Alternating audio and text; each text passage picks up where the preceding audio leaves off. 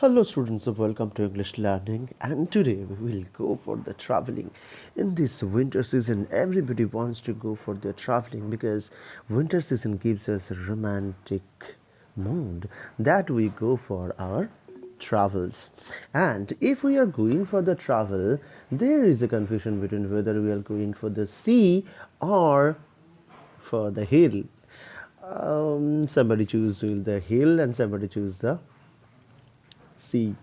But what's the beauty in the mountain? Oh, that's awesome.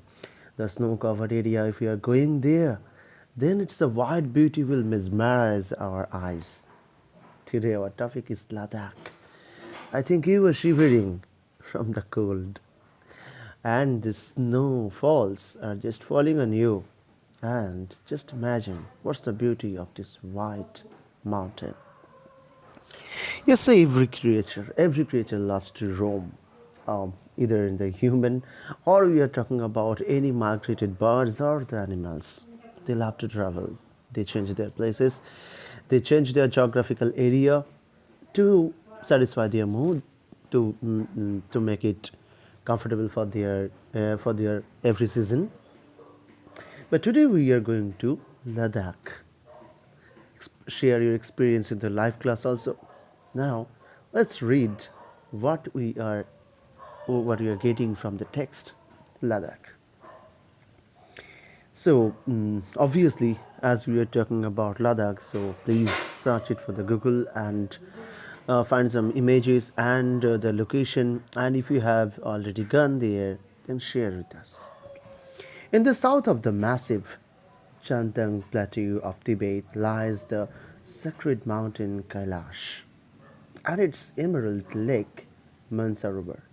Kailash is famous not just because it is the holy place, but also because the highlands that surround it are the birthplace of some of Asia's greatest rivers, including the Indus and the Brahmaputra.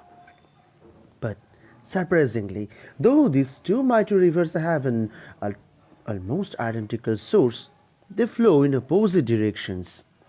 For the Brahmaputra, after a many thousand-kilometer journey, its final destination is the Bay of Bengal. The Indus drains itself on the other side of the Indian subcontinent into the Arabian Sea. So here we come to know that what's the location of the Ladakh. To south of the massive Chantang plateau of the Tibet lies the sacred mountain Kailash. So point out every portion, don't miss it.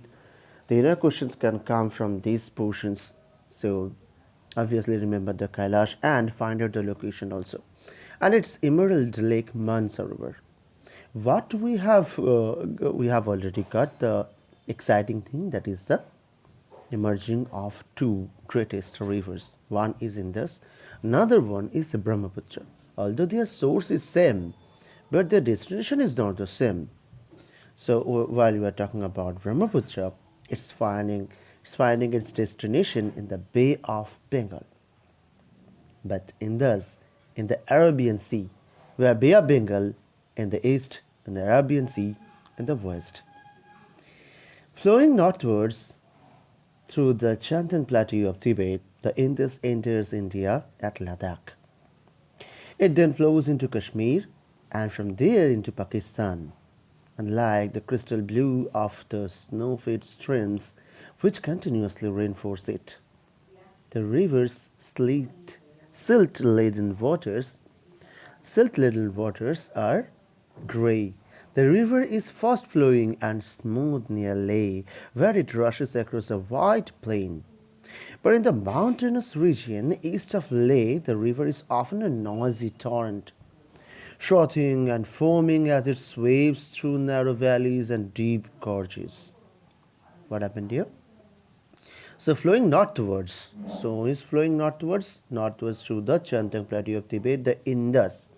So who is flowing northwards? Indus river, that is flowing northwards through the Chantang plateau of Tibet and enters India at Ladakh. So at the place of Ladakh, it is entering India. It then flows into Kashmir and from there into Pakistan. So means the west side it's taking. Unlike the crystal blue of the snow-fed streams, which continuously reinforce it, crystal blue of the snow-fed streams, snow-fed. These waters are not coming as the rainwater. These are the snow water. That's why snow is continuous process and it is feeding the stream continuously. So it will never dry. The river's silt-laden waters are grey. The river is fast flowing and smooth near Leh, where it rushes across a wide plain. So when the river becomes wide, the stream becomes very slow. You know that? As Ganga has a flow after the Haridwar, it is a slow stream because it is not the mountain area, so it's not jumping from the high, and it is going in the plain area, so it is wide. Okay, so it's losing its speed. But in the mountain region east of Leh, the river is often a noisy torrent. I told you, in the mountain area they are jumping from the high, and that's why the speed is very high, and there is a noisy torrent. You have seen the fountain. You have seen the fountain, and there these are the actually the ongoing flow of the river, where the river is jumping from the one stone to another. So there is too much noise, frothing and foaming. Yes, that is the one when the water jumping from the high, it is breaking into that quantums, and it is foaming too much. Means the air is coming and it's foaming. It's foaming white totally, as it sweeps through narrow valleys and deep gorges. The route from Shokar to Leh runs along the Indus.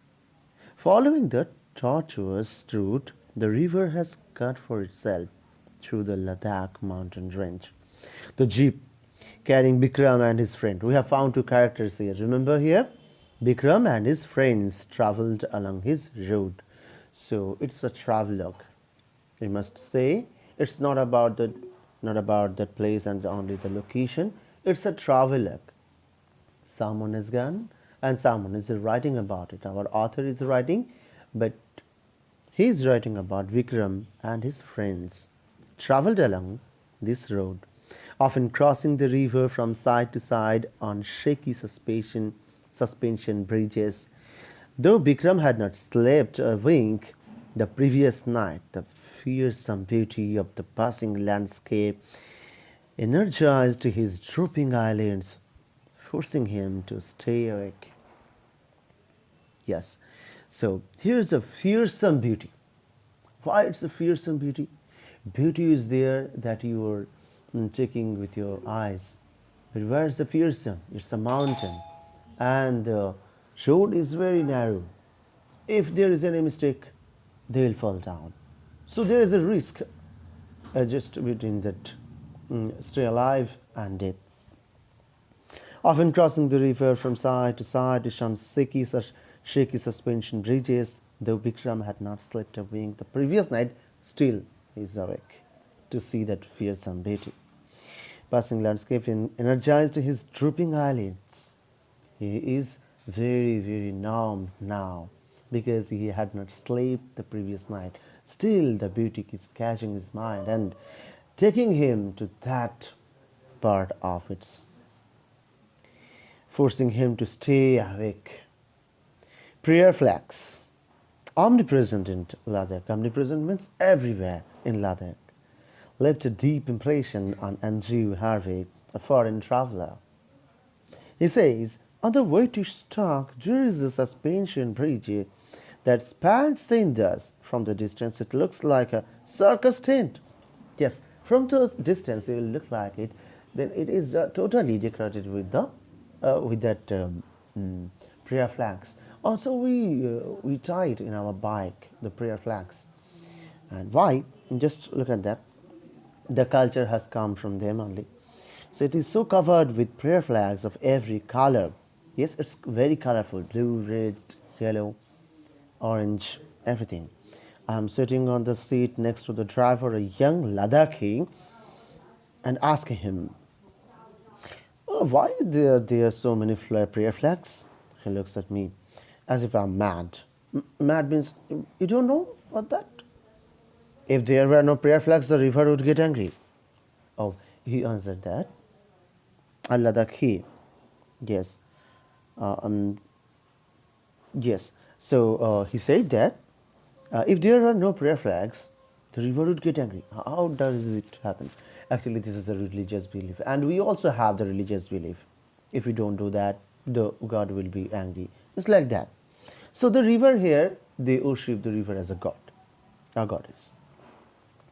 Then he adds, the bridge is nearly at the middle of the valley. The wind there is strong. There is very strong. The prayers can be carried down the wind on the back of the river all over this country. So they believe that these prayer flags, when the wind is blowing, then it's blowing this peace through the wind to the river, and it's satisfying the river. As we worship our God and we enchant something, no? Oh no, something like that. Or in another religion also they utter something else and they satisfy their God. They enchant something. It's called the mantra in Hindi. So it's like that. The wind is blowing those enchantments, those fine words to the river, and that is satisfying the river.